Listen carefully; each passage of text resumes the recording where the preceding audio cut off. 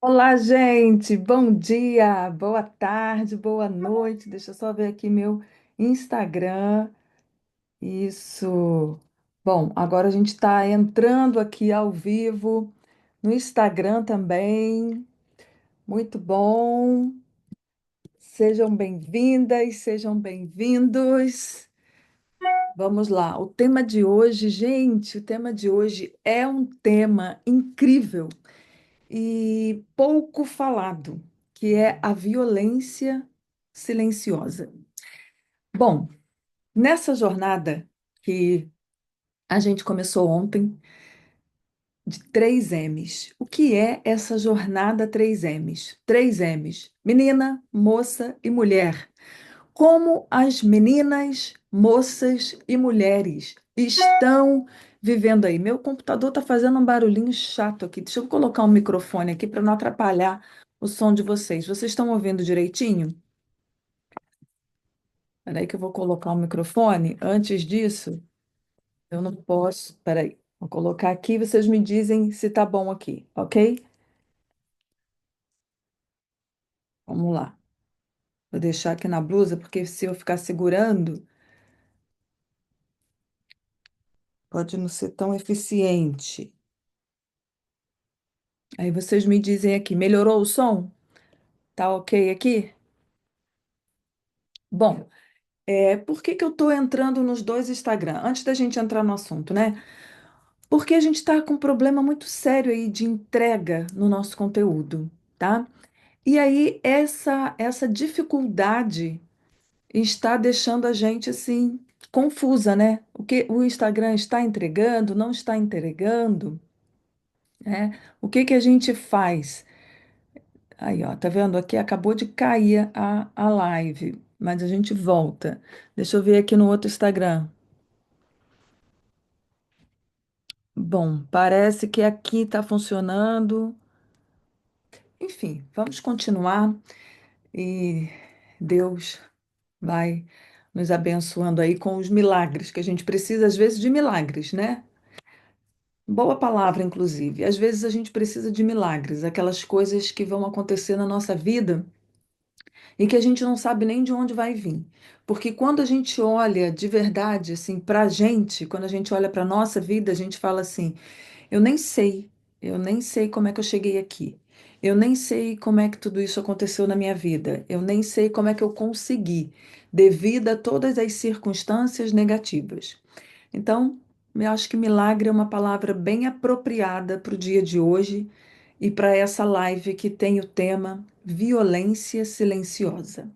Nessa jornada que a gente vai falar de menina, moça e mulher, a gente começou ontem, e se você não assistiu a live de ontem, eu te recomendo muitíssimo.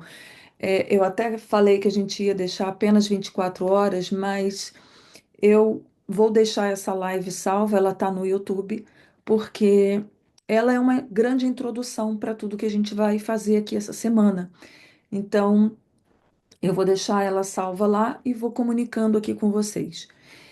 E menina, moça e mulher, ontem eu fiz ali um passeio bem importante com vocês, falando sobre essas 3 fases tão importantes na vida da mulher, que nasce, que cresce, que se torna mãe, que se torna avó, esposa, que tem tantas funções ao mesmo tempo. Uma mulher, ela nunca está isolada de compromissos, de afazeres, de coisas e coisas e obrigações e mais obrigações e mais obrigações. Então, eu pergunto para você que está aqui assistindo essa jornada. Eu pergunto para você que está aqui acompanhando a gente, que é mulher. Quando você olha para a tua linha da vida, quando você olha para a tua história, o que que você vê assim que você consegue ver em blocos? Na minha infância foi assim, na minha juventude foi assim. E agora eu já estou com 30, 40, 50, quantos anos você está? Aí você tem que pensar, e está sendo assim. O que que está sendo assim? O que que está se repetindo na tua vida? e que vai roubando aí a tua energia. Tem várias coisas, a gente poderia falar de vários assuntos, mas o assunto de hoje é essa violência silenciosa. E aí eu vou compartilhar aqui na gravação, né? Porque eu não consigo compartilhar tudo aqui no Instagram. Começando por essa frase aqui que eu coloquei, a violência silenciosa que vai da dor à potência feminina. A mulher, em alguns momentos da vida dela, ela vai ter que sobreviver. Ela vai ter que. Bom, esse Instagram aqui, olha só, gente, que loucura, né? Esse Instagram aqui tá dando aquela, rodando assim um negocinho, eu vou ter que mudar para o outro, tá? Infelizmente, correm lá para o outro perfil, porque eu não estou conseguindo. Vamos deixar que ela até ela se sustentar. Quem está ao vivo aqui? Vanessa está aí, Sofia está aí, Isabela está aí. Quem está aqui? Fala aqui comigo. Quem está aí conseguindo ouvir, está tudo direitinho aqui também. Me conta aqui também se vocês estão conseguindo ouvir direitinho aí. Eu sei que está gravando, mas eu estou preocupada aqui com a conexão, tá? Enfim, da dor à potência. Vamos lá, que senão eu fico preocupada aqui com a conexão e eu me desconcentro aqui da aula. Oi, Vanessa, tá aí, né? Então aqui não caiu. Então vou continuar aí. Ainda que esteja eu e Vanessa aqui, a gente vai continuar. Tudo bem. Então vamos embora. Vamos embora. Vanessa, me ajuda aí, compartilha aí esse link para ver se o Instagram entende que a gente está fazendo uma live aqui, né?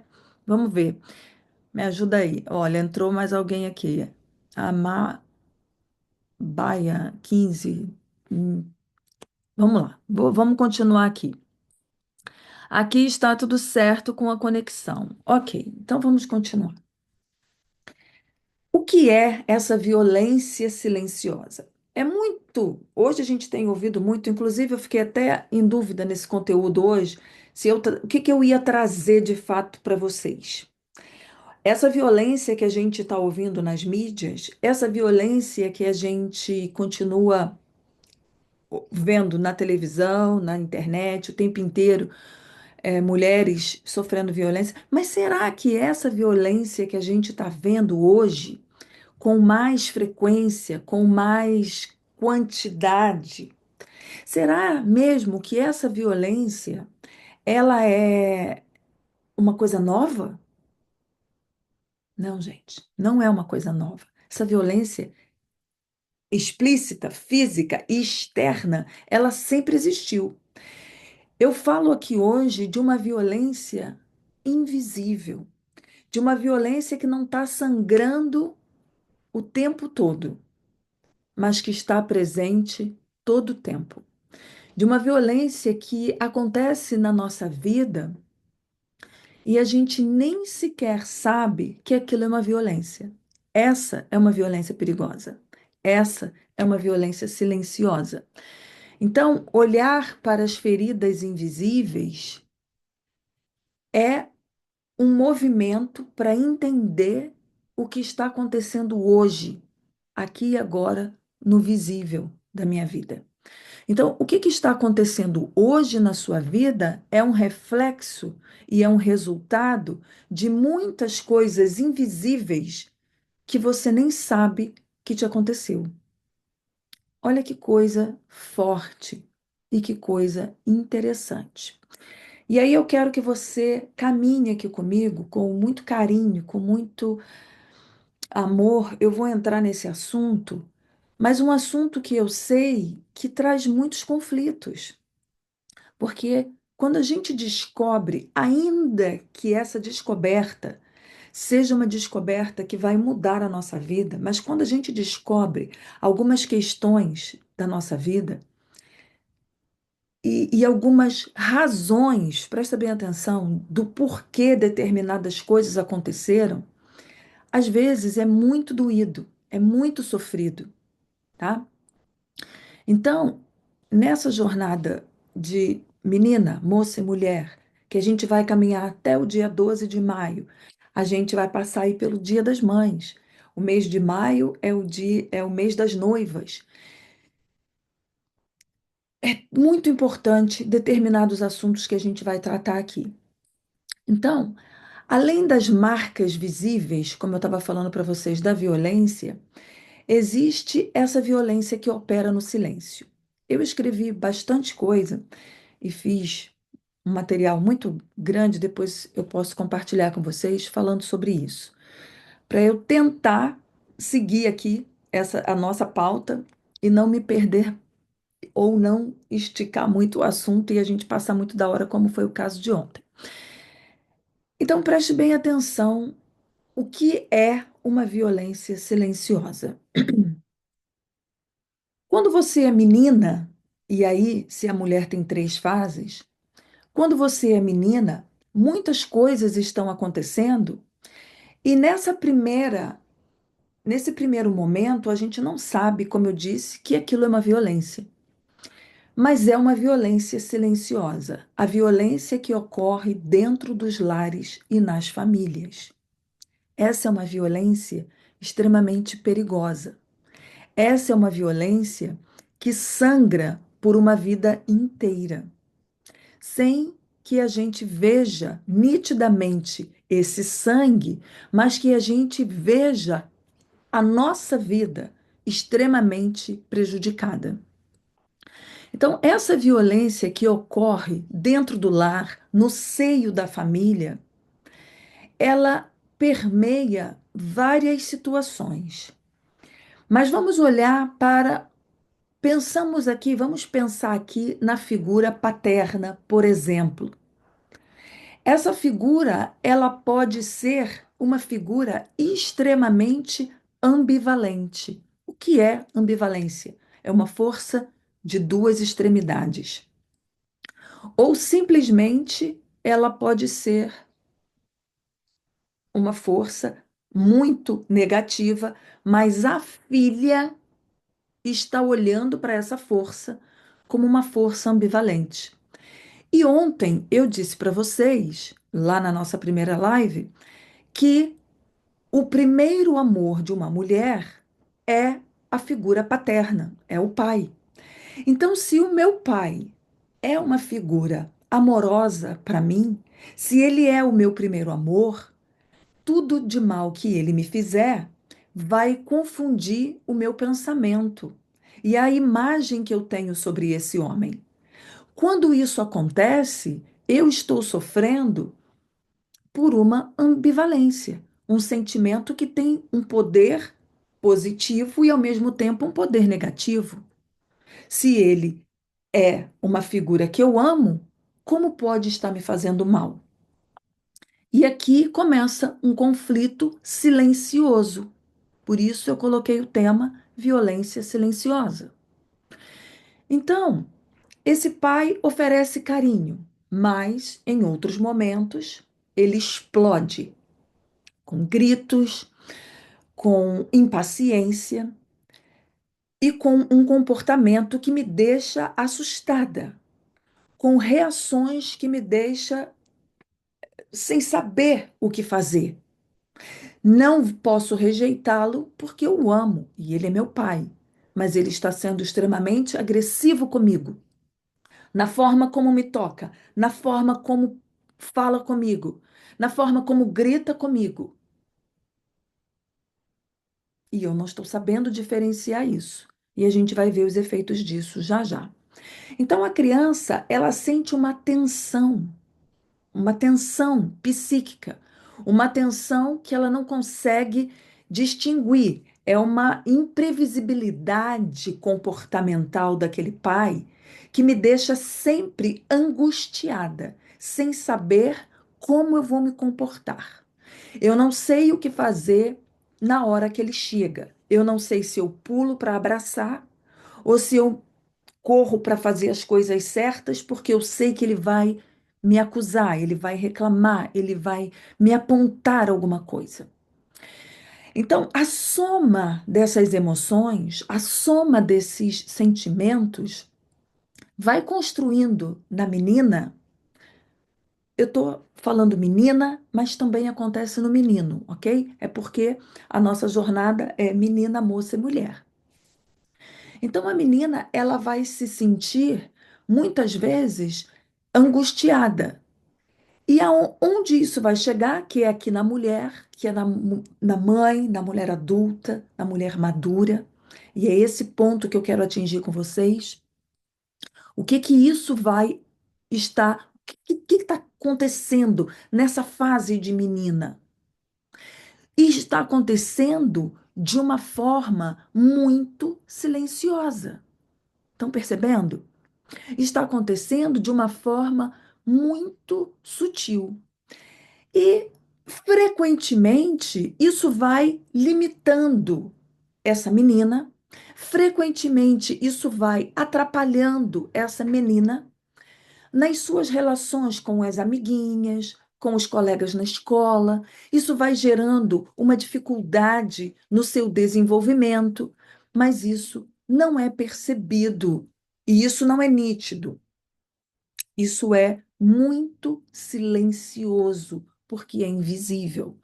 Quando você é diagnosticada com um câncer, por exemplo, você não é diagnosticada no dia seguinte que ele apareceu na sua vida, mas ele já está morando em você há anos. Há anos aquilo está ali no teu corpo. E quando você começa a sentir alguma coisa muito complicada e você não sabe mais o que é, então você, muitas vezes, atenção, estrelinhas aí. Muitas vezes você, inclusive, já passou por vários médicos e eles não encontraram um câncer, tá? Ano passado, 2023, eu tô falando ano passado, mas a gente já está em 25, né? Em 2023, eu perdi duas amigas com câncer. E todas duas foram, assim, uma grande surpresa. Uma, inclusive, as irmãs, os familiares falavam assim, gente, mas ela era a que se alimentava melhor aqui em casa. É, nossa, Simone não tomava refrigerante, não comia doce, ela era super saudável. A gente zoava dela. Ah, você é muito chata, pô, vamos comer aqui um hambúrguer. Ela, ai, gente, não consigo, que vocês só comem porcaria. Ela fazia pilates, ela fazia tudo, e ela teve um câncer. é, Um câncer aonde, meu Deus? Não foi no intestino.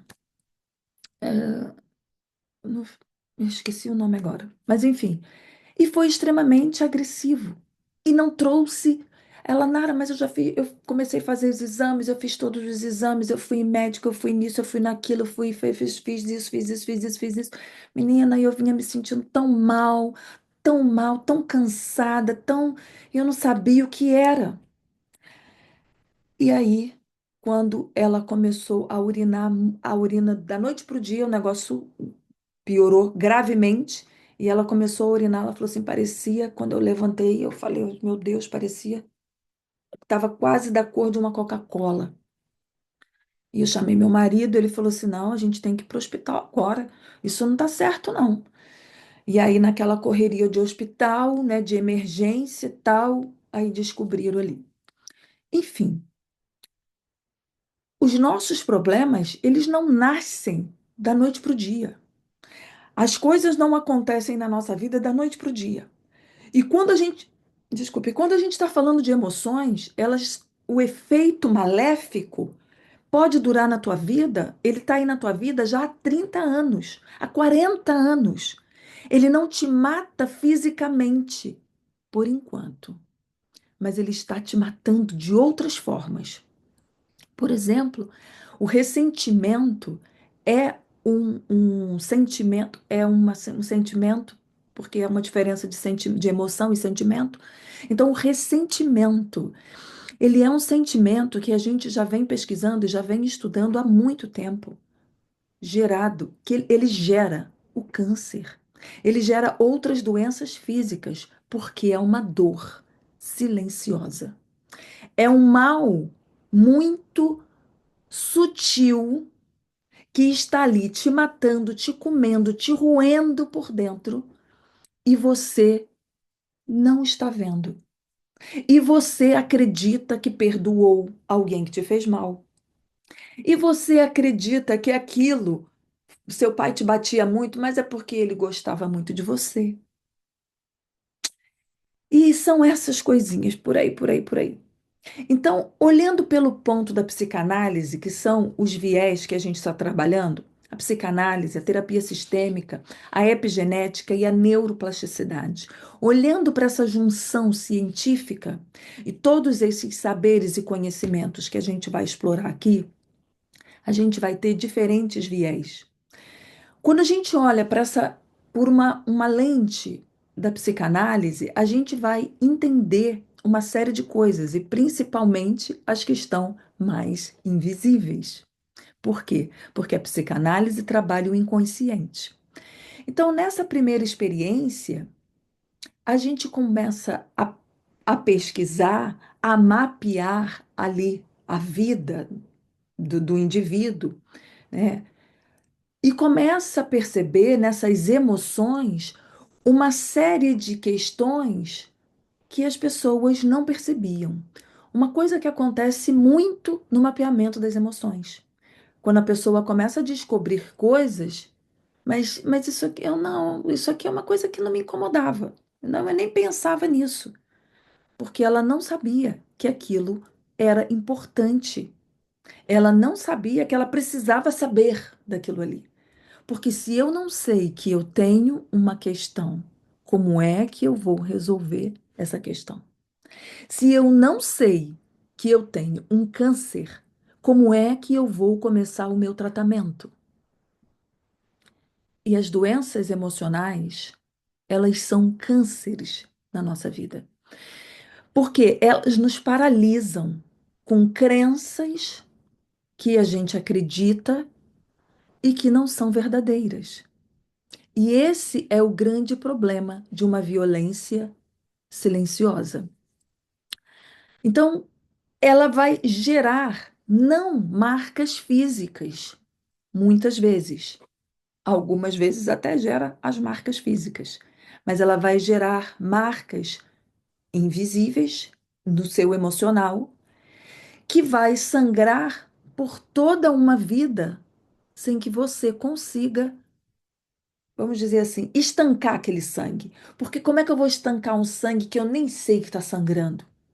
Como é que eu vou resolver uma coisa que eu nem sei que está me fazendo mal? Mas quantas vezes aquele dedo apontado na tua cara, quando você era simplesmente uma menininha?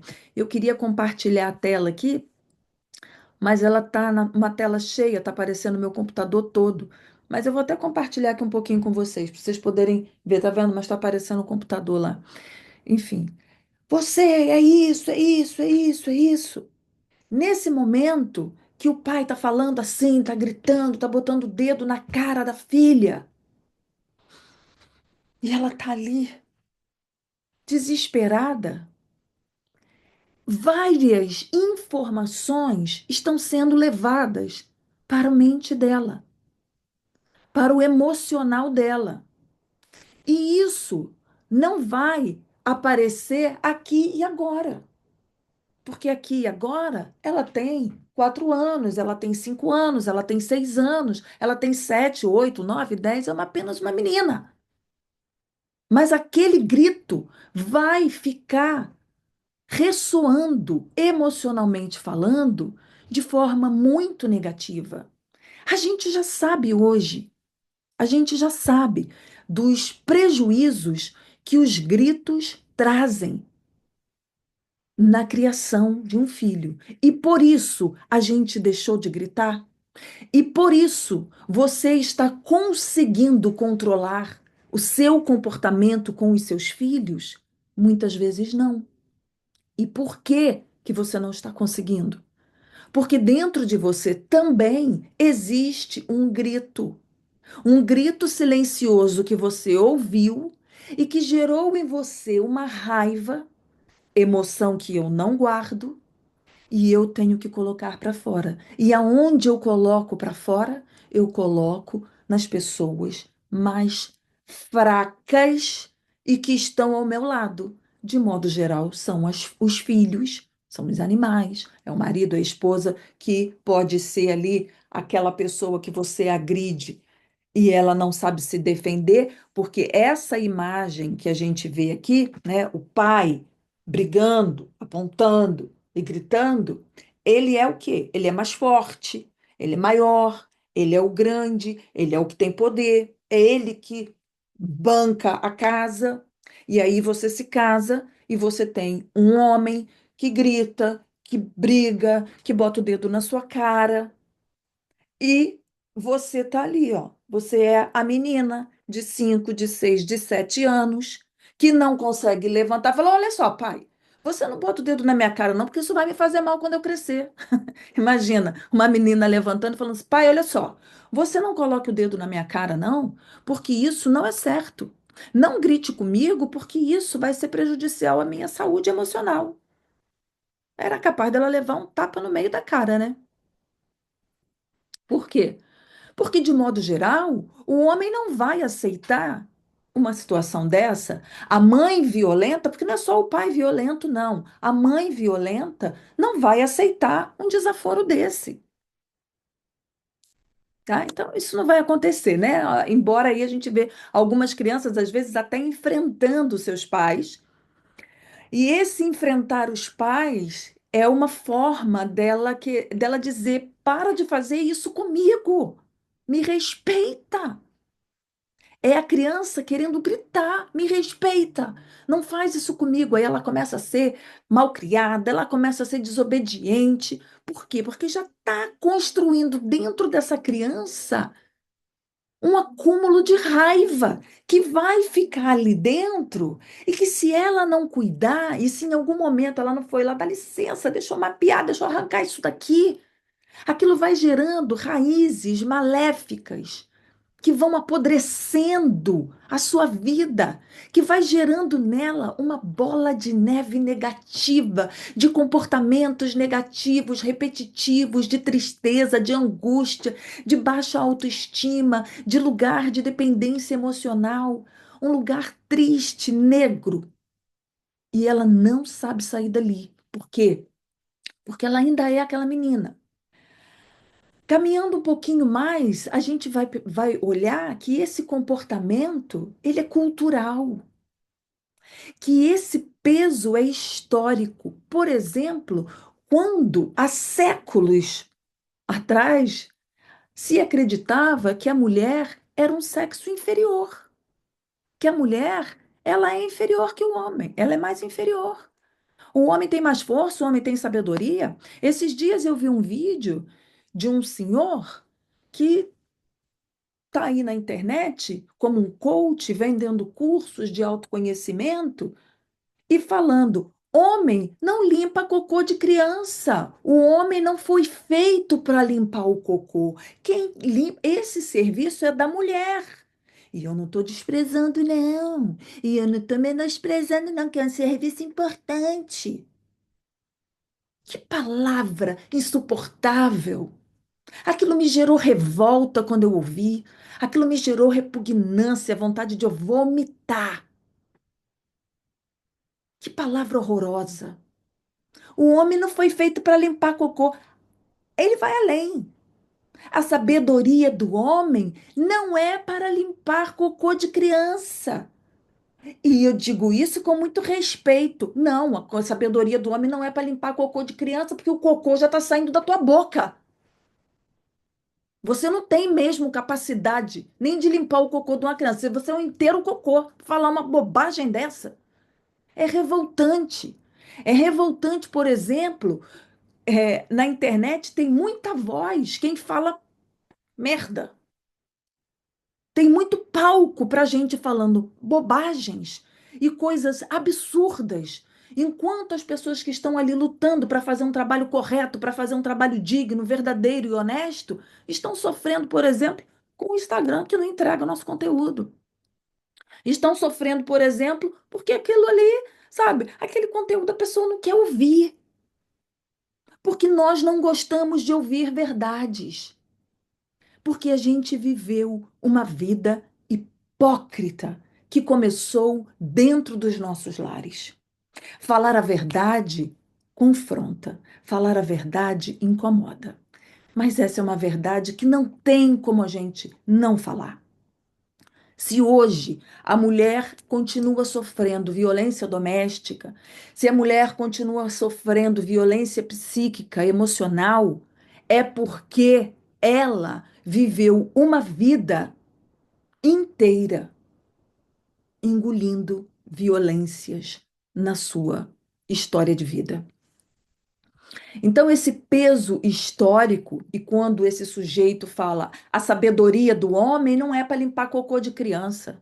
Que história é essa? Se existe um pai e uma mãe dentro de casa, um homem verdadeiro, ele vai fazer questão. Eu vou limpar meu filho aqui, eu vou dar um banho, eu vou dar uma comida, eu vou. Não é eu vou ajudar. O homem tem sim que ajudar a mulher, ele não tem que ajudar a mulher, é um trabalho dele também. E a gente entendeu ao longo da vida que é ajudar, e não é ajudar, é executar o trabalho que é dele também. E a gente vai repetindo. Ah, ele me ajuda muito dentro de casa. Ajuda como assim, gente? Quem ajuda é ajudante de pedreiro. O pedreiro faz a obra e o cara te ajuda. Quem foi que fez a obra? Foi você e foi ele. Os dois são mestre daquela obra que foi construída, que são os nossos filhos. E se os dois construíram esse filho e essa filha, os dois precisam criar de forma igual. E não, a sabedoria do homem não é para limpar uma criança. Que loucura é essa, meu Brasil? Que loucura é essa? Agora, a história vai mostrar para gente essa violência silenciosa que permeia a vida de tantas mulheres e que não fica no vácuo, não. Essa violência silenciosa no feminino é a mesma violência silenciosa que existe no racismo com as pessoas negras, pretas. É essa violência. Eu não sou racista. As pessoas falam: eu não sou racista. Você não é racista, mas se comporta como um? Que história é essa? Você é sim. Eu não tenho preconceito contra GLBT, gays, lésbicas, mas você se comporta como uma pessoa preconceituosa. Mas você se diz cristã, por exemplo. E o filho e a filha está vendo tudo isso. E isso também é violência. Porque tudo aquilo que fere valores, conceitos, princípios é violência. E a criança está dentro de casa, vendo o pai e a mãe se comportar de uma forma mentirosa e hipócrita. E aquilo está violentando a mente da criança. Ela olha aquilo tudo e ela vai se perdendo. Ela não tem uma linha reta para caminhar. Ela tem uma linha cheia de curvas, uma linha toda complicada, porque ela não tem uma estabilidade no próprio lar que ela vive. Então essa violência contra a mulher, ela é muito histórica. Ela não começou hoje, ela permeia a nossa história. Ela é alimentada ela vem sendo alimentada por séculos e séculos e séculos, numa construção social que elegeu o feminino como o sexo frágil. E aí, quando a gente vê movimentos, né, de mulheres rasgando sutiã, queimando sutiã na praça, feministas, porque todo movimento ele aconteceu por algum motivo e as pessoas acabam perdendo a mão. Mas o que seria das mulheres hoje se não tivesse acontecido uma revolução industrial, onde as mulheres vão brigar lá, porque o dia 8 de março, o Dia Nacional das Mulheres, nada mais é do que uma revolta que as mulheres. Não, chega, a gente não aguenta mais isso. Então elas partem para uma situação e depois elas são queimadas dentro da própria fábrica onde elas trabalhavam. E aí, né? Ai, agora é o Dia Internacional da Mulher. A gente botou fogo em vocês, a gente matou vocês, agora a gente vai fazer um dia para vocês, tá bom? A gente dá um presente. Não, acabou, acabou. Toma, toma aqui um presentinho para você. Não chora, não, acabou. Mamãe tá aqui. É o mesmo movimento que vai se repetindo. É o mesmo movimento. Historicamente, diversas sociedades ocidentais e até no Oriente, a mulher ainda é olhada como um ser inferior. E isso não se estabelece em normas muito claras, mas em normas e leis que limitam a participação da mulher, por exemplo, na vida pública, no acesso à educação, em propriedades de poder e decisão. O próprio Brasil, quando tem ali o seu primeiro divórcio, em 1988, a lei revogada por Nelson Carneiro, quando o Brasil, olha só, gente, 1988. A minha filha nasceu em 1990, 2 anos depois. E 7 anos depois eu estava me divorciando. Imagine o que eu sofri há 30 anos atrás e que muitas mulheres sofrem hoje ainda, 40 anos depois, e daqui a 2 anos vai fazer 50 anos que, a matemática não é meu forte, não. Mas enfim, e continua sofrendo e continua enfrentando uma série de dificuldades. Por quê?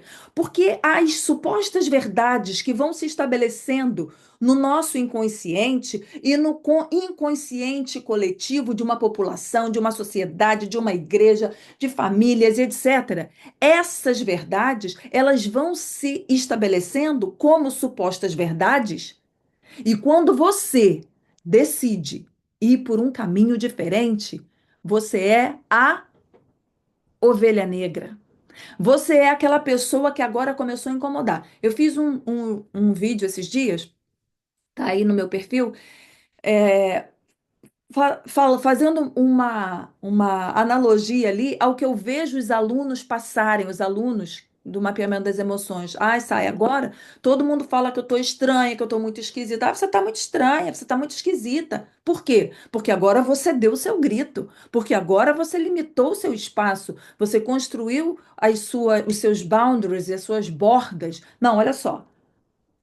Aqui tem limite. Aqui tem uma fronteira e você não vai ultrapassar essa fronteira, que é quando a gente fala lá nas aulas de família, as fronteiras familiares e as fronteiras pessoais.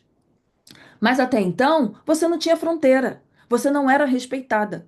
E aí, quando você agora começa a se levantar, quando você agora começa a colocar suas fronteiras, as pessoas à sua volta começam a dizer que você está estranho e diferente. Imagine uma mulher se levantando em uma sociedade, o que ela não vai ouvir, tá? Então, essa herança, porque é uma herança cultural que a gente carrega uma herança cultural que a gente vem tentando combater com essas lutas do feminino, com essa luta da mulher por avanços legais, por espaços de direito nessa Constituição, nessa tentativa antes de 1988, quando Nelson Carneiro revoga ali e consegue a lei do divórcio, só um abre aspas aqui, um abre parênteses, fecha parênteses para os novos que não sabem desse detalhe, né, para as pessoas mais jovens. De que Nelson Carneiro morreu mesmo, hein? Alguém sabe me dizer? Hum. Ah, entendi. Um helicóptero ele pegou um avião sumiu, né? Até hoje não acharam. Interessante, hein? Até hoje, com tanta tecnologia que o mundo tem, um helicóptero de um governador some, desaparece no ar. Interessante, né? Pois é, mas ele foi um homem que lutou pelo divórcio no Brasil. Ele é um homem que tem uma história importante, significativa, nessa ruptura da violência silenciosa que as mulheres viviam dentro de um casamento, sem direito a nada. A nada. Exatamente como existe ainda no Afeganistão, em outros países do mundo árabe, por exemplo, que a mulher se divorciar, ela volta para casa da mãe e ela não leva nem a roupa que o marido deu para ela de presente, nem as joias que ela ganhou, ela não leva nada. ela vai embora com a mão atrás e outra na frente. E o Brasil era exatamente assim. Ai, Deus me livre de morar num país desse, mas o Brasil era assim também. É porque você agora vive um outro momento da sua vida. Mas a sua bisavó, ela viveu esse inferno na Terra. Aham. E ela ensinou a sua mãe coisas que estavam relacionadas no inconsciente dela, que ela nem sabia, mas era aquela frase assim, ó, que muitas de vocês já devem ter ouvido de uma mãe, de uma avó, de uma tia mais idosa. Ah, minha filha, ruim com ele, pior sem ele. Quem aqui já ouviu isso? Ruim com ele, pior sem ele. Quem já ouviu isso aí, gente? Seja sincera. O que que significa ruim com ele, pior sem ele? Ruim com ele tá te dando um tapa na cara, mas sem ele vai ser pior, porque como é que você vai fazer para se sustentar? Não é mesmo? A mulher viúva daquela época, ficou viúva, ela não se divorciou, ela ficou viúva. Ah, já aparecia assim vários gaviões, porque a viúva, ela tá precisando de um macho, ela tá precisando de um homem, então eu vou me aproximar. Aí, olha aí, ó, eu, eu. Uhum, tá vendo aí? Ah, eu também ouvi muito isso. Então, essa herança cultural, ela vai perseguir a gente. Ela vai perseguir a gente. E pasmem vocês, hoje, no tempo que estamos aqui e agora vivendo, as pessoas não gostam de ouvir sobre esse assunto. As pessoas não gostam de ouvir isso, porque isso é uma coisa que te coloca num conflito, te joga na parede assim, ó. Aham. Vai decidir ou não vai decidir sobre a sua vida? Eu vou. Você é dona ou não é da sua vida? Eu sou. Você quer ser feliz ou não quer? Eu quero. Então toma uma decisão. Essa voz, que é você mesmo que está falando com você, que eu não faço isso com ninguém, não. Eu estou aqui fazendo o meu trabalho. Mas você está interpretando exatamente assim como eu fiz agora. E isso aí foi para mim. E caraca, é verdade. Eu preciso me posicionar, eu preciso tomar uma decisão, eu preciso tomar as rédeas da minha vida, eu preciso fazer alguma coisa por mim. E isso te incomoda. Aí, ó, você foge. Eu tenho, desculpa, eu tenho alunas no curso que falam assim, ó, sai, na verdade, eu tô para comprar seu curso desde 2020. Falo, meu Deus, misericórdia, você já podia ter feito uma faculdade, menina. Você demorou 5 anos. Ah, não chora não, não chora não. Ah, agora não chora não. Ah, enxuga a lágrima aí pra gente conversar. Que a pessoa, eu devia ter feito isso. Não, devia, tá bom, devia, mas não fez. Então agora não chora não. Vamos embora que a gente não tem tempo a perder. Mas é desse jeito. Por exemplo, você tá numa luta ali para emagrecer. Aí você tá sempre caindo, você levanta e cai, você levanta e cai, você levanta e cai, você levanta e cai. Mas uma hora alguma coisa acontece e você fala, agora eu vou. Aí você vai. Quando você consegue, você fala assim, eu devia ter me esforçado mais antes. Porque é tão bom colher esses resultados, esse privilégio de ver essa coisa acontecendo, né? Eu tive essa voz. Olha aí a Vanessa falando. É, essa voz fica confrontando você. E eu sei que isso está acontecendo com vocês, tá? E por que que quando a gente está falando de um conteúdo tão importante, tão significante, as pessoas não conseguem permanecer ali numa aula, numa live, não conseguem permanecer num processo de transformação, porque é conflito, é conflito. É conflito, gente, é conflito. Mudar a nossa vida é conflito. Mudar a tua vida é decisão diária. E às vezes você vai precisar falar não, não. Comigo não. Não. Mas você não aprendeu isso. Você ainda é aquela menina que tinha ali ó, o dedo do pai apontando. Vai fazer o quê? Aquela grosseria, aquela ignorância da vida. E você se fechou. Só que você se fechou há 40 anos. Você continua fechada.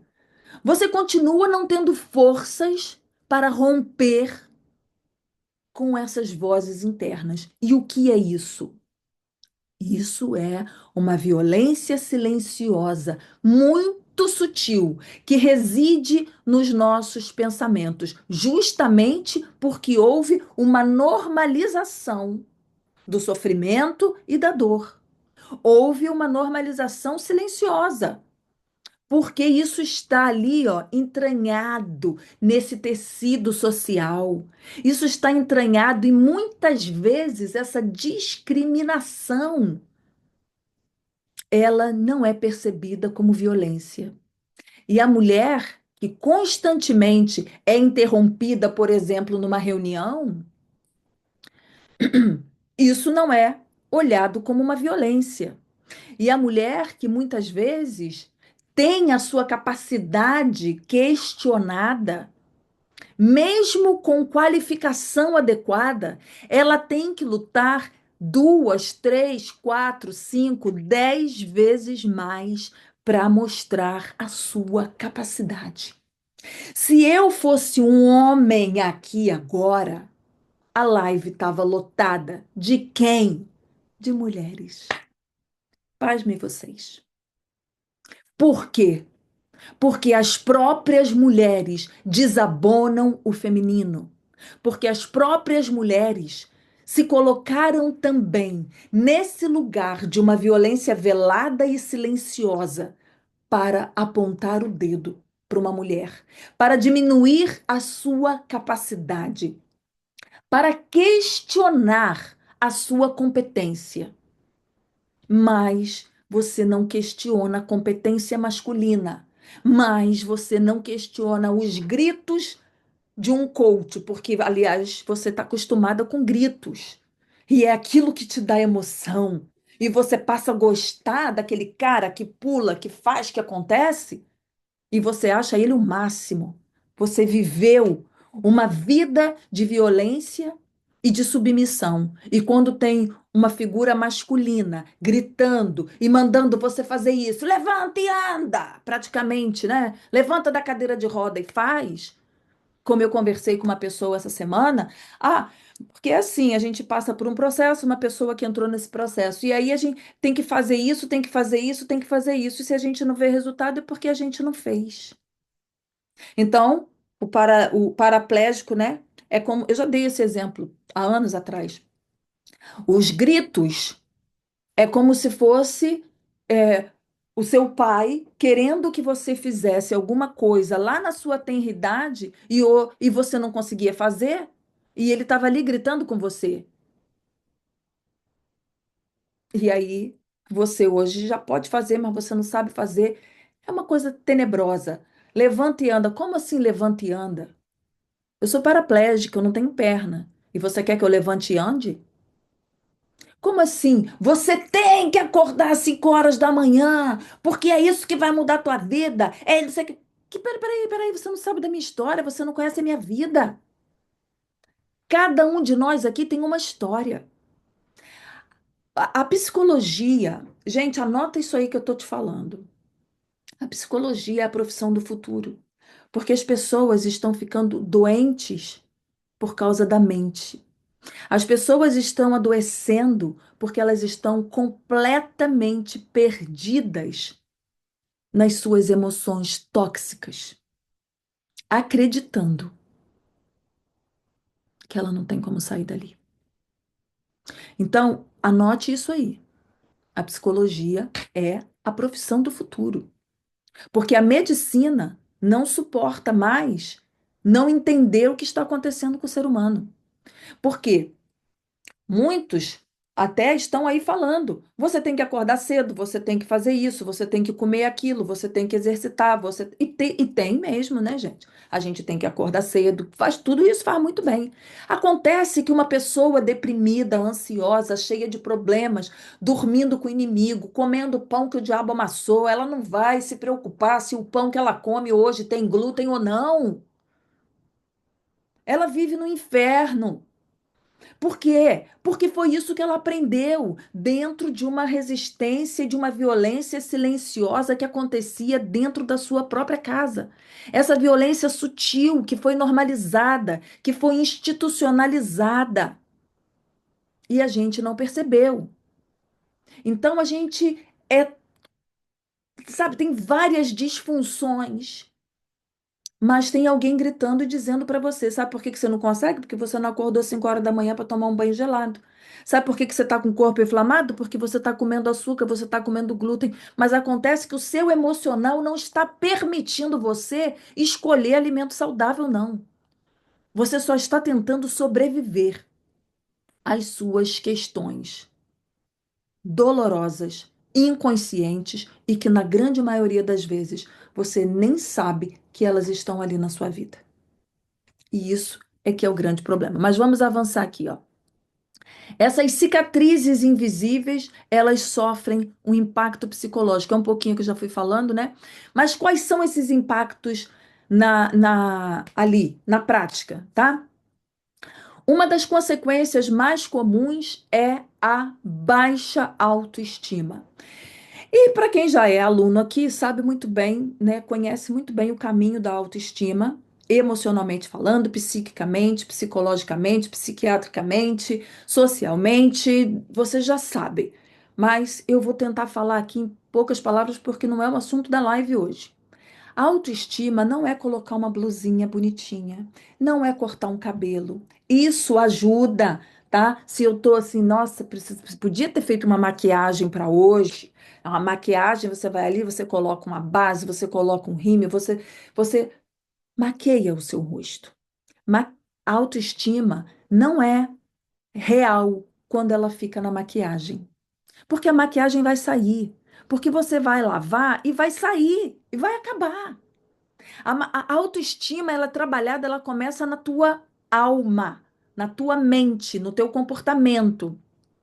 Então a menina cresce ouvindo, direta e indiretamente, que ela não é capaz, que ela é menos inteligente. Quando você tem um irmão e que os pais fazem isso, aí é pior ainda, porque você é criada lá com o seu irmão, então é uma menina e um menino. O menino é tratado de um jeito e a menina é tratada de outro jeito. É ou não é verdade? Quem tem irmãos aí pode dizer. Eu não tenho, então eu não vou falar aqui, eu posso falar do lugar profissional, de pesquisas, de dados científicos. E vocês podem falar da vida, né? Se alguém aqui tem irmão homem. Então, o irmão homem é tratado de um jeito e a menina é tratada de outro. Estrelinhas aí. Então, quando você é tratada como uma menos inteligente, como menos capaz, como uma pessoa que tem menos valor, o que que está acontecendo dentro de você? Você está acreditando que aquilo é uma verdade, tá? E isso vai sendo entrelaçado aos meus padrões, aos meus esquemas que estão sendo construídos, né? Aí a gente vai estudar lá esquemas mentais, e aquilo está sendo entranhado na minha vida. E eu vou me sentindo uma pessoa inadequada. E eu vou me sentindo uma pessoa menos capaz em tudo que eu faço. E eu não consigo conectar que isso vem lá de trás, de quando eu era considerada incapaz e menos inteligente comparada lá com meu irmão, por exemplo. Deixa, a menina, deixa pra lá, não sabe, não. Chama lá o Joãozinho para fazer. E aí você vai se colocando numa reunião. Se você é uma mulher, eu já trabalhei numa empresa Honda de carro, Honda, sabe? Só tinha eu de gerente numa mesa com uns 15 gerentes homens. Era o gerente de produção, era o gerente de venda, era o gerente da loja X, era o gerente da loja Y, era o gerente daqui, era o gerente dali, de lá, só homem. E eu trabalhava com todos eles porque eu era gerente, de alguma forma, de todos eles. Isso era bom? Não sei. Para eles, não. Eu tenho um amigo, um gerente, que é meu amigo até hoje, daquela época. E um dia desse ele até apareceu aqui numa live. É meu amigo até hoje. Por quê? Porque aquele homem estava muito mal. Estava muito mal. Ele estava lá no fundo do poço. Um homem que tinha muitas propriedades, muito rico, de repente perde tudo, a vida dele dá assim uma virada de ponta cabeça. Agora ele é empregado de uma loja de carro. Então, eu ajudei bastante aquela pessoa quando estava ali no momento difícil. Então, ele viu o meu valor, conseguiu enxergar isso e me respeitava. Por outro lado, um gerente uma vez chegou para mim. Ah, eu pensei que você tinha alguma coisa com o fulano, que era o dono da empresa. Falei, o que que você quer dizer com isso? Alguma coisa como? Sei, pensei que você fosse namoradinha dele. Assim, na minha cara. Tipo assim, por que que você foi contratada? Eu pensei até que você fosse namoradinha do dono. Então é dessa forma que uma mulher competente, bonita, jovem, muitas vezes vai sofrer porque existe um masculino querendo te diminuir. Só que ele pegou a pessoa um pouco errada, né? Porque vocês já conhecem um pouquinho da minha vida aí. Enfim, quando você vence essas barreiras, quando você dá a volta por cima e consegue conquistar o seu espaço, o seu lugar, fazer o que você quer fazer, agir como você acredita ser o certo, nesse momento, o que que acontece? Autoestima. A autoestima não é quando você compra um carro novo. Ah, eu consegui com o meu salário comprar um carro novo. Não é o carro, é a conquista. Que pode ser também passar para uma faculdade, por exemplo. Ah, eu consegui terminar minha faculdade, eu estou fazendo um curso de pós-graduação. Isso é incrível, tá? É isso que levanta a autoestima de verdade do ser humano. Então, isso é autoestima. Mas a menina que cresce ouvindo que ela não é capaz, de uma forma indireta, de uma forma de uma violência silenciosa, ela vai ter a sua autoestima sabotada. Então, essa ferida interna, ela vai transbordar nas nossas relações agora, nas relações interpessoais. Por quê? Estar em contato, me relacionar com alguém que não me respeita, passa a ser mais confortável do que estar ao lado de alguém que me vê como igual. Afinal de contas, será que eu sou igual? Eu não sei se eu sou igual. Eu não sei se eu sou capaz. Gente, mas peraí, eu não sei. Será mesmo que eu sou capaz? Será mesmo que eu sou boa? E ele me vê de igual para igual? Mas se ele me vê como inferior, esse lugar já me é familiar, porque eu venho de um lugar, de uma família, de uma estrutura, de uma sociedade que me viu como menor. E quando eu fico lá nesse lugar, porque algumas pessoas, pasmem vocês, mas isso é real, real oficial, testemunho, escrito, falado, vídeo de alunas, isso é real. Eu estava me colocando no lugar de vítima. E mesmo sabendo, eu fico naquele lugar de vítima. E por que que eu fico no lugar de vítima? Porque no lugar de vítima, de alguma forma, tem alguém pagando a minha comida, de alguma forma, tem alguém pagando os meus estudos, de alguma forma, a vítima, ela está sendo protegida. Protegida e agredida.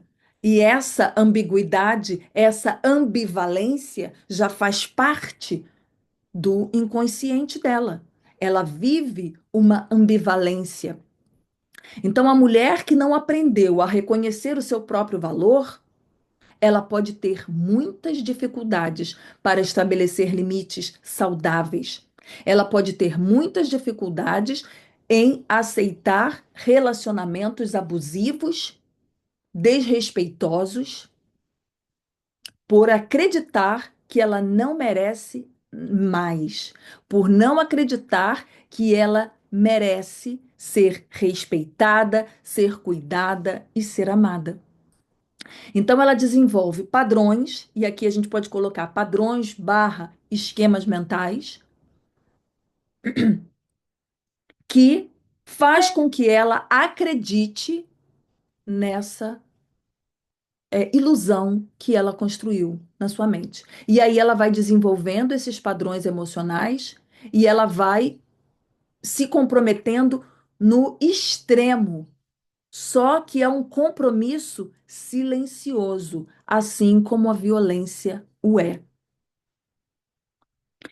Nesse âmbito profissional da autossabotagem, que a mulher, ela fica profissional, né? Ela é profissional. Qual é a sua profissão? Autossabotadora. Autossabotagem. Me profissionalizei. Eu já estou fazendo uma pós-graduação em me autossabotar. Agora, terminando a pós, eu vou fazer meu doutorado, se Deus quiser. Agora eu vou fazer o doutorado, vou ser doutora PhD em autossabotagem.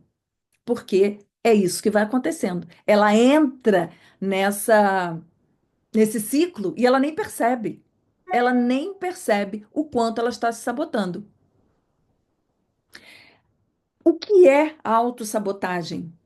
A gente vai ver lá no ciclo, em um ciclo, como é que ela acontece. A primeira coisa que está acontecendo é um medo. Esse medo, ele é silencioso e ele te acompanha por toda uma vida. E ele é o primeiro elemento do ciclo da autossabotagem. Quem, os alunos aqui já sabem disso, né? Gente, os alunos que estão aí na live vão interagindo aí comigo, vão conversando aí também, tá? Então, esse medo é um medo de errar, é um medo de me posicionar, é um medo de me destacar, é um medo de ficar melhor do que meu próprio marido, porque aí seria melhor do que meu próprio pai. É uma fidelidade inconsciente com uma vida de merda que a minha mãe teve. E agora eu sou fiel a ela, eu tenho que ter uma vida de merda igual a ela também. Desculpa pelo palavrão, mas eu acho que essa frase aí é muito importante. Se a sua mãe teve uma vida ruim e você é muito ligado à sua mãe, você acaba se associando emocionalmente a essa mulher. E para honrar a sua mãe, você também tem uma vida ruim para vocês serem amigas de vida ruim. Amigas de um casamento fracassado. Parceiras, companheiras. É, eu te entendo, minha filha, não foi fácil com seu pai, não. E aí você tem orgulho, inclusive, de falar isso. Infelizmente, nossa família não tem sorte. Mamãe sofreu, eu tô sofrendo, minha filha. Mas se Deus quiser, com você vai ser diferente. Você fala para sua filha. Mas não vai ser, não. Vai ser igual ou pior. Porque a sua filha também vai crescer, e olha que a gente está falando do século XXI. A sua filha vai crescer e ela vai ter que ser fiel à vovó, que a vovó foi tão bacana com a mamãe. Ela vai ter que ser fiel à mamãe. Mamãe foi uma mulher tão forte, venceu tantas coisas. Inconscientemente, eu quero ser igual a elas. E aí, finalmente, isso vai para um âmbito maior ainda, que é o impacto na nossa saúde mental. Esse impacto, ele vem descendo camadas, ele vem descendo ladeira abaixo.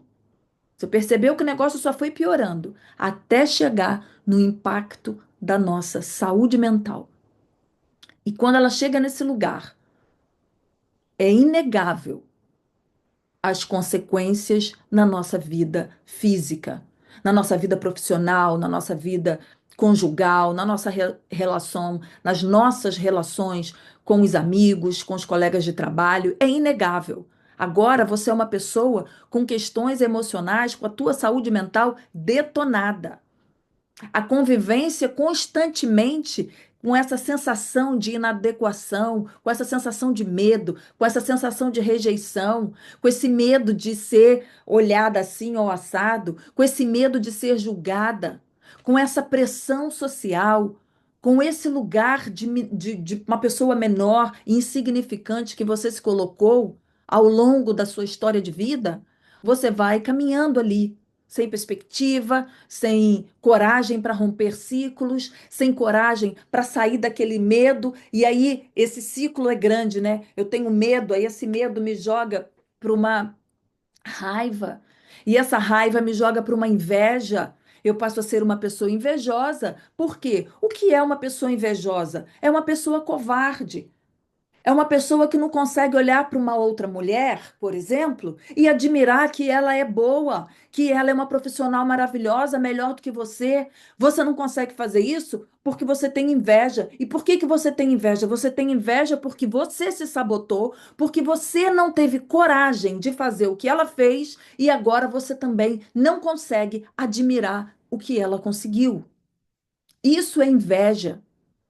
Inveja não é falar assim, ai, nossa, tô até com inveja do seu cabelo, ficou bom. Isso não é inveja, gente, isso é bobagem. Isso não é inveja. Não confunda inveja com admiração. Porque às vezes você pode até imitar uma pessoa porque você admira, mas você não está invejando ela, você só está admirando. Então são coisas diferentes, mas a inveja, ela nasce de um ciclo de autossabotagem, aonde você se sente inferior, aonde você se sente menor, aonde você não consegue enxergar a sua capacidade, e aí você começa a invejar o outro. E para eu invejo o outro quando eu diminuo o outro. Então você sempre coloca ali, vírgula, mas. Ah, fulana conseguiu. Ah, mas assim também é fácil, né? Ela não trabalha. Ah, nossa, você viu que ela fez isso? Ah, mas é fácil, né? Tendo quem pague. Nossa, você viu que ela conseguiu terminar a faculdade? Ah, também terminaria se eu tivesse um marido para pagar. Ah, mas se meu pai também tivesse pago? Não tem isso não, gente. Tira essa vírgula, tira esse mais. Esse mais é um veneno que está sempre escorrendo ali na boca do invejoso. E da onde vem esse veneno? Esse veneno vem lá do teu intestino, do câncer emocional que você alimentou por uma vida inteira, de raiva, de ressentimento, raiva do seu pai que gritava com você, raiva da sua mãe narcisista que coloca você em segundo lugar, raiva da sociedade, raiva das pessoas. Aquilo ali está gerando dentro de você um lago podre de emoções, de ressentimento, uma coisa fedorenta. E quando você fala, sua boca não tem bafo, não, a sua boca tem veneno. As suas palavras são venenosas, as suas palavras são palavras de agressão, são palavras de diminuir o outro, são palavras que ferem a alma das pessoas. É uma palavra envolvida com inveja, com raiva, com ressentimento, com tudo isso. E da onde vem esse bolo maléfico? Esse bolo maléfico vem da nossa história, vem da nossa constituição, vem de uma violência silenciosa que eu sofri por toda a minha vida. Só que, como eu não sei sair dali, eu só sei atacar. Porque a forma como eu me comporto com as pessoas é uma forma de atacar as pessoas. Então, quando você entra nesse processo, e aí o que que a gente faz? O que que acontece no mapeamento das emoções? O nome já diz, né? Mapeamento. A gente vai lá, dá licença, dá licença. A gente começa a entrar aí nessas entranhas escuras, obscuras da vida, com essas ferramentas da psicanálise, da terapia sistêmica, e agora olhando para esse viés da neurociência, porque nós temos poder de mudar isso. Ontem eu falei bastante na primeira aula para vocês sobre a neuroplasticidade. Eu mostrei o funcionamento do cérebro. Eu disse para você o que que acontece no teu cérebro quando você está aprendendo alguma coisa. Ele está fazendo novas conexões. Mas se existem velhas conexões, eu preciso ir lá e fazer o quê? Uma poda. Ontem eu falei sobre essa poda emocional. Se você não vai lá e poda a erva daninha, a tua planta vai morrer. Se você não mergulhar nas tuas emoções, no teu cérebro, na tua mente, e ir lá e fizer uma poda dessa raiva, dessa mágoa, dessa inveja, desse ressentimento, desse comportamento que aconteceu com você de uma forma silenciosa, de toda essa violência sofrida, se você não for lá e podar, o teu cérebro continua com ligações maléficas. E aí existem pessoas que ficam no porquê. Por que isso, isso e isso? Mas por que aquilo e aquilo e aquilo? Porque você não conseguiu ainda fazer uma poda no teu cérebro. É fácil? Não. Já te digo que não é fácil de antemão. É possível? 150% possível. É possível. E as pessoas fazem. Mas para fazer, você tem que ter coragem. Porque para ir lá no teu cérebro e podar e cortar ligações peptídicas, né? Não é peptídica, não, mas cortar ligações neurais negativas, para cortar ligações, laços, romper laços emocionais, romper laços estruturais religiosos, romper laços estruturais de hipocrisia vivida dentro do próprio lar, não é uma coisa simples, mas é libertador. Mais do que apenas. Ó, tá dizendo aqui que esse. Tá dizendo aqui que a conexão aqui tá fraca, olha só. Enfim, qualquer coisa vocês pulam para o outro Instagram, tá? Mais do que essa ruptura, mais do que essa ruptura, eu preciso ter forças para construir novas ligações. Não é só ir lá no cérebro e podar as coisas negativas. Eu preciso construir coisas positivas. Eu preciso entender que eu mereço. Eu preciso entender que aquilo não foi, ah, porque você fez isso aqui, vou te dar esse presentinho aqui. Porque às vezes os nossos pais falam assim, ó, ah, ó, tá vendo? Caiu, mas voltou. Qualquer coisa vocês vão pro outro, tá? Às vezes os pais falam assim, ó, você não merece não, mas eu vou te dar. Estrelinhas aí. Você não merece, não, mas eu vou te dar. Aí você casa, você tá numa relação e o marido fala isso pra você. Você não merece, não, mas eu vou te dar. Talvez ele não fale com essas palavras. Estrelinhas aí. E você precisa saber entender a língua dos anjos e dos homens. Dos homens aqui são esses homens aí. Você precisa entender essa linguagem. Você não merece, não, mas eu vou te dar. Tá? Bom, mas não é sobre relacionamento hoje, então vamos seguir. Esse eu não mereço amor, ele é muito silencioso e ele é muito perigoso. Eu preciso agradar a todo mundo, é muito silencioso e é muito perigoso. Porque você vai agradando a todo mundo. A única pessoa que você não está agradando, estrelinhas aí. Quem é? Quem é? Quem souber, levanta a mão que a tia vai dar um pirulito. Você está agradando todo mundo. A única pessoa que você está desagradando, quem é? Se você acertar, você vai ganhar um pirulito. Né? Tenho certeza que agora eu vou gastar meu dinheiro todinho comprando pirulito, porque todo mundo acertou. A única pessoa que você desagrada é você. Você desagrada você quando você não tem coragem para dar um basta. Basta em uma relação tóxica. Ó, esse Instagram tá caindo mesmo. Vocês correm pro outro lá, tá? O psicólogo Sayonara, porque aqui vai cair, eu vou passar para lá, tá? Então, nesse momento, você não consegue. Você não consegue. É fato e é real. Quando você não consegue agradar o outro, quando você não consegue agradar o outro, quando você não consegue ser suficientemente boa, você está desagradando a você. O não que você não consegue dar para alguém, você está dando para você. Eu não sei dizer não, mas você diz não para você o tempo todo. Você acha que você não é merecedora. Então, a partir dessa clareza que começa a acontecer na nossa vida, que a gente vai se ressignificando, que eu chamo aqui do Power Mind, né? Você chega a um momento Power Mind. Os alunos vão caminhando, eles vão subindo, né? A gente tem uma escala.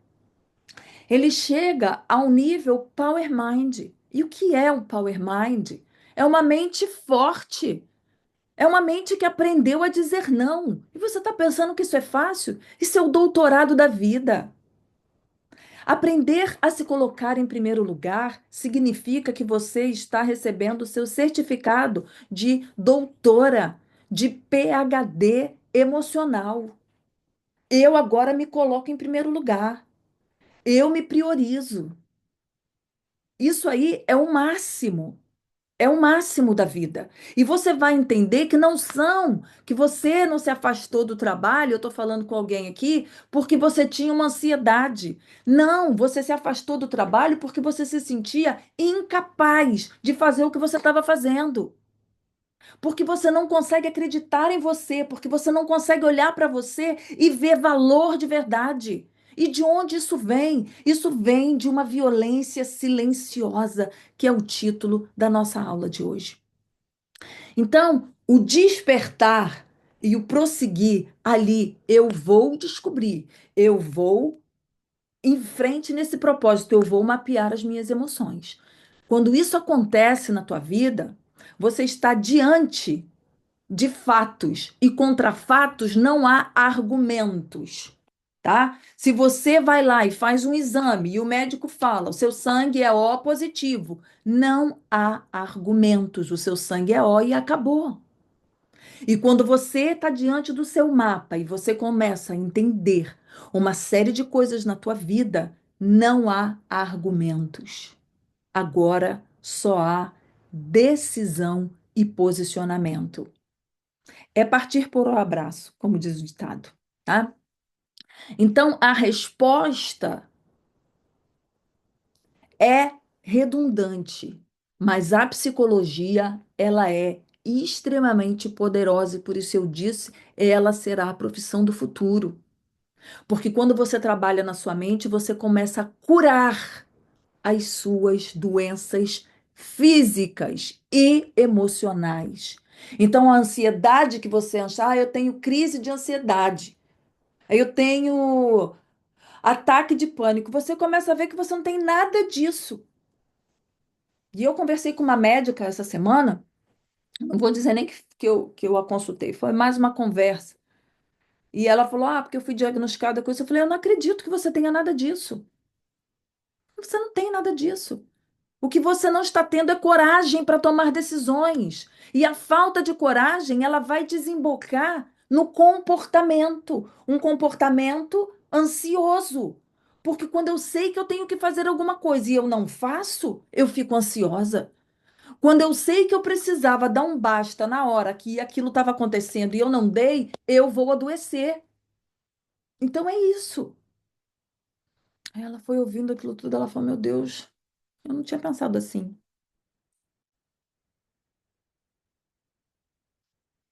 Então a primeira coisa que acontece, quando você entra nesse processo e você começa a mapear as suas emoções, existe uma palavrinha aqui que se chama conscientização. Você vai se conscientizando. Você vai trazendo para o consciente aquilo que era inconsciente, que era desconhecido. E quando eu trago para o consciente aquilo que era inconsciente, eu me conscientizo. Quando eu me conscientizo de alguma coisa, eu mudo a minha trajetória. Então, muitas mulheres sequer conseguem reconhecer as experiências sutil de desvalorização que elas viveram. Essa experiência sutil de desvalorização, ela vem ao longo de uma história, de uma vida. Essa discriminação, ela vem com formas variadas de uma violência silenciosa. Por quê? Porque elas foram normatizadas ao longo da vida e ao longo da história como algo normal. Então, quando você começa, quando você entra nesse processo e quando você percebe o poder que é entender que você pode todas as coisas, que você também é capaz, que você não é mais uma menina, que você precisa sair desse lugar infantil, que muitas vezes você se coloca porque é melhor ser guardada, protegida, sustentada e ficar aqui como uma criancinha que não sabe fazer nada, que não sabe reagir. Eu estou no lugar de vítima. Quando eu fico aqui, ó, eu tô doente, eu não posso, eu tenho depressão, eu tenho ansiedade. E você tem mesmo, eu não estou dizendo que você não tem. Você tem, mas você pode sair daí. E você não sai porque você acredita que não é capaz.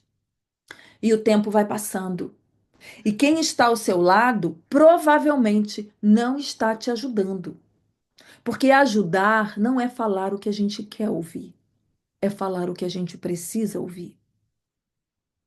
Estrelinhas aí.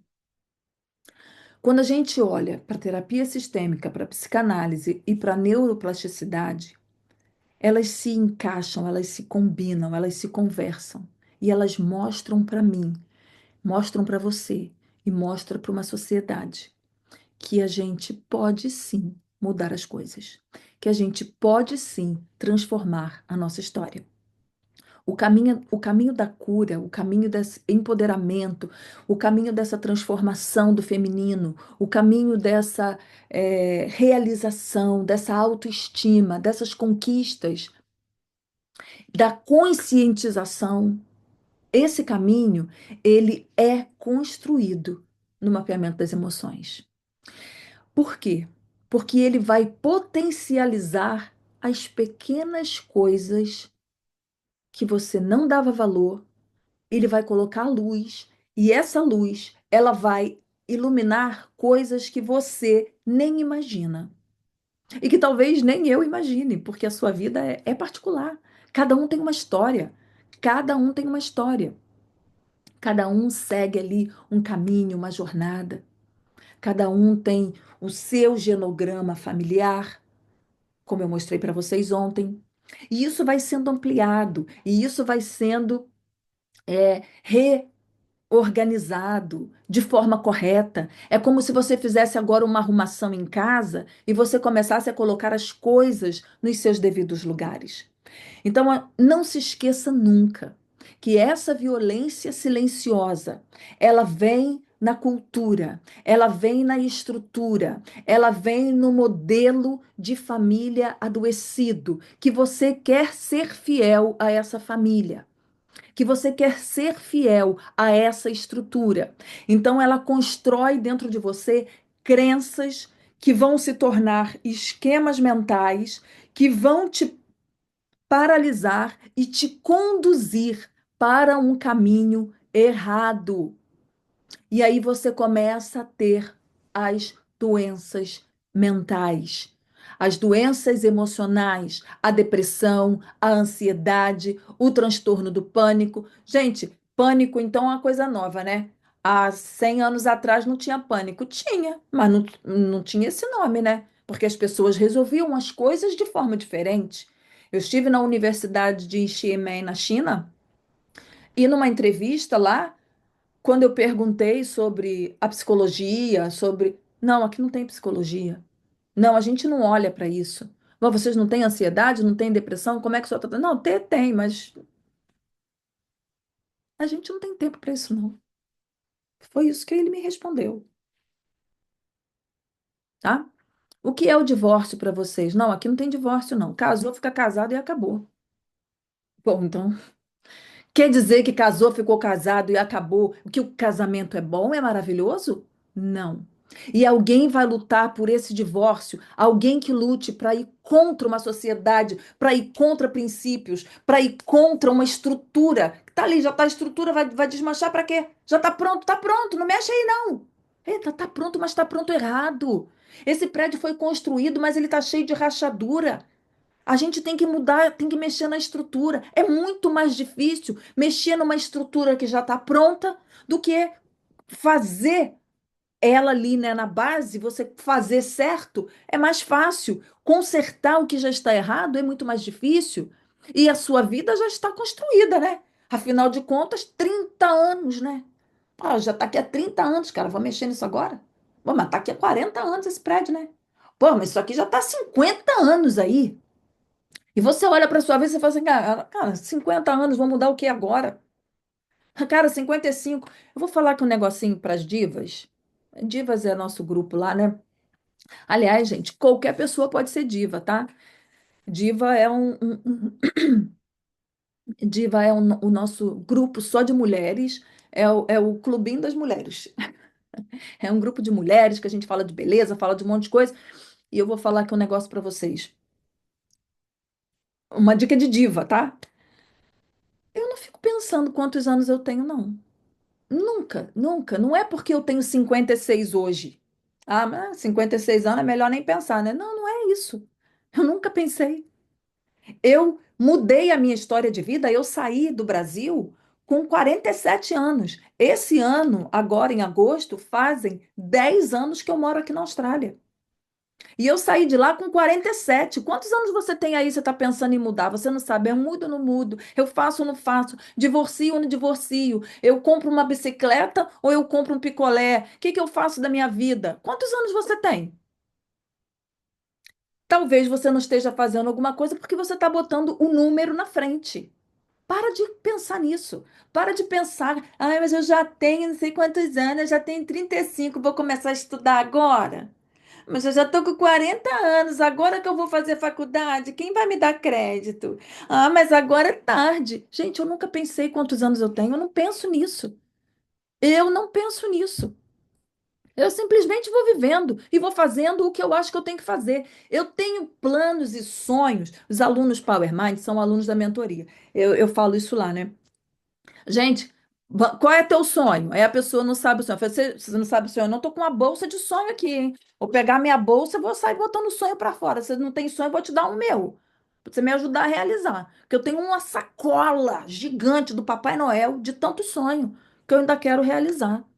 Entendeu? Tem vaga sim, querida. Tem sim. O Diva sempre tem vaga.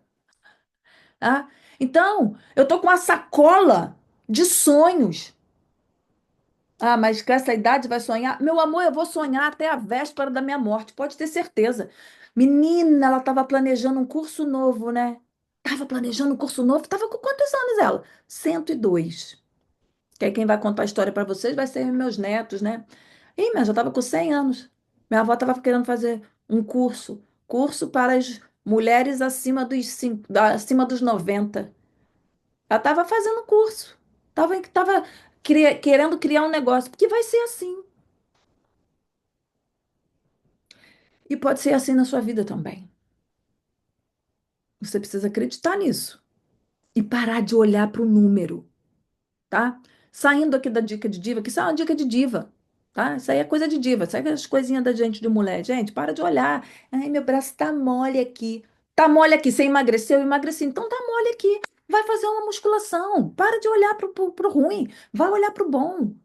Ah, porque aqui tá com arruga, aqui tá com arruga aqui, mas quando você ri fica charmoso. Para de olhar para ruga, vai olhar para as coisas boas. Ah, porque eu tô com o cabelo branco, vai pintar. Bota uma tinta, pinta o cabelo. Acabou. Ah, eu tô ficando velha. Mas menina, quem não fica velho morreu novo, é simples assim. O que que você quer? Você quer ficar velha ou você quer morrer com 30? Eu amava o Paulo Gustavo e ele não tá mais aqui entre nós. O cara morreu com 30 e poucos anos, 40, sei lá. Então quem é que tá melhor? Eu ou ele? Eu. Ah, ele ganhou milhões, morreu bilionário. Mas e daí? Morreu, gente. Você entendeu? Então vamos embora, né? É isso aí, sabe? Então para de olhar quantos anos você tem. Para com isso. Para com isso. Eu tô planejando minha festa do ano que vem, renovação de votos, 10 anos de casada. Falei pro meu marido, eu quero é festa, eu quero é. Aí ele, Bibi, vai andar na cidade. Falei, pelo amor de Deus, hein? Ih, tá repreendido, sai com esse negócio daqui. Para com isso, que eu não quero saber nada disso, não. Mas eu falei, mas meu marido não pensa muito assim, não, né? 2 anos atrás, para quem me conhece aí, ele estava lá subindo o Everest, quase morri do coração. Ah, eu quero subir o Everest. Ah, meu filho, aí, pelo amor de Deus, você vai sozinho, vai com as suas bolsas lá, sobe o Everest, realiza seu sonho, que eu não quero subir o Everest, isso não é meu sonho. Opa, estrelinhas aí. Opa, parou aqui. Gente, a minha live tá tudo programado, eu saio do programa, não tem jeito. Sonho do teu marido não é o teu sonho, tá? Vamos falar baixo pro marido não ouvir. Peraí, pegar aqui o microfone. O sonho do teu marido não é o teu sonho, entendeu? Qual é o teu sonho? Tem o teu sonho, tem o sonho de vocês e tem o sonho dele. Se ele tá com sonho de trocar o carro, isso é problema dele. Qual é o teu? Entendeu? Você tem que ter sonhos. Ontem eu falei pro meu marido, eu quero esse perfume aqui do presente Dia das Mães. Mas já falei, já fui entrando no site, é esse aqui, tá. Mas ele já tinha acabado de me dar um presente. Não, mas eu quero esse aqui também. Aí ele falou assim: Mas pelo amor de Deus, mas pelo amor de Deus, Habib, quantos perfumes você quer? Quer comprar dois, três ao mesmo tempo? Eu falei: Não, claro que não. Eu quero 25 que estão na minha lista de wish list, minha lista do desejo ali. Excuse me. Eu falei, não é excuse me, não. Mas você quer o quê? Você quer dois, três? Eu falei, não, claro que não. Só que essa pobreza daqui, eu quero 25. Tá falando sério? Eu falei, e por acaso eu sou mulher de brincar? É claro que eu tô falando sério. Então você pode me dar aqui uns dois ou três agora, aproveitar que hoje é dia das mães, me dá mais uns três ou quatro no meu aniversário. Aliás, aniversário tem que dar mais, né? Você me dá uns quatro ou cinco. E ele olhando para mim, eu falei, Habib, é isso. Olha que mulher maravilhosa que você tem. Olha que espetáculo de mulher, que mulher linda, maravilhosa, espetacular. Aliás, olha eu saindo da live de novo. Aliás, ontem eu vi um vídeo sensacional. Você quer saber quem é uma mulher, quem é um homem? Olha para a mulher que ele tem. A mulher é linda, maravilhosa, né? É linda, maravilhosa, ela anda e ela exala confiança. Aquele cara é bom. Eu não estou falando de vida sexual aqui, não, tá? Porque as mentes poluídas já pensam logo nisso. E se você é homem e está aqui ouvindo, vai sabendo bem que o sexo é uma construção de como você trata e respeita e honra a mulher que está ao seu lado. Agora, a mulher que está em um casamento, que ela tem relações, ela tem porque já é uma obrigação para ela, ela não tem escapatória, aí é para outra live essa conversa, porque senão a gente vai fugir demais. Mas você está aqui, ó. Você está aqui nessa violência silenciosa de dizer não para você e sim para todo mundo, inclusive na hora do sexo.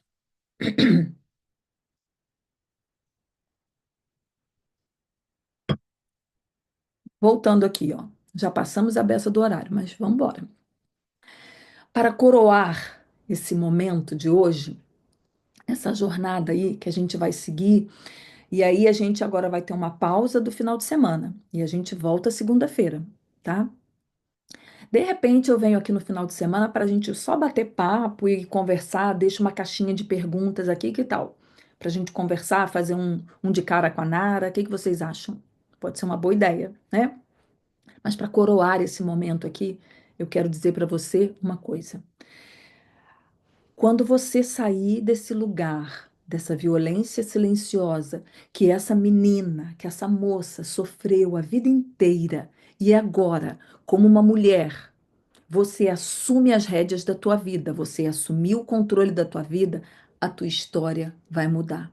E nunca mais, anote aí, nunca mais, nunca mais, pode repetir, nunca mais eu vou aceitar menos do que eu mereço.